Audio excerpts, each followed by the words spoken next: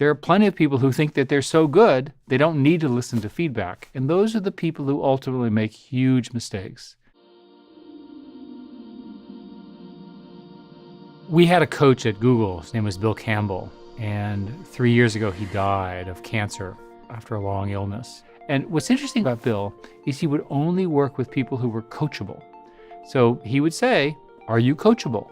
He doesn't want to waste his time. I actually met Bill during my interviews at Google, and Bill kind of saunters in, stares at me, and says, "Rosenberg, I've asked around the valley about you. They say you're a smart guy.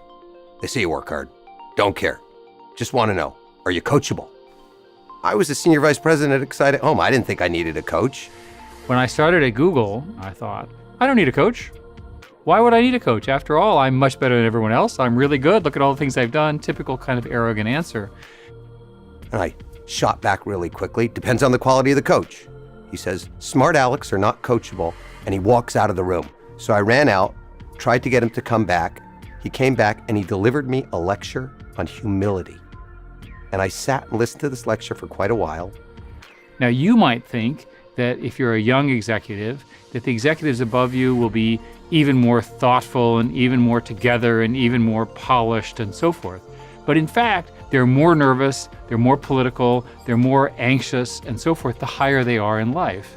And so a coach helps work on those rough edges, helps make a team from a set of individuals. Whenever there was a problem or an interesting problem, he would say, let's get 2 people to work on it, not just one, because he would force them, one, to come to agreement, but also how to learn to work together. In every case that I can think of, his leadership meant that we resolve things amicably at a time when in previous companies there would have been some kind of open internal warfare. Bill didn't actually expect all of us to like each other. He understood that there were different combinations of pairwise relationships between people that would be more effective. And each time we had task conflict, he would allow everyone to air their concerns. And then he would return to what he would call the immutable truths, the truths that we hold to be self-evident that are our goals of running the company. Bill understood that we spent so much time with each other at work. We actually need to embrace the whole person, and we need to cheer for each other. We need to be generous with each other. We need to constantly help each other. The key insight of a coach is they get you to believe that you can do something that you can't currently do today.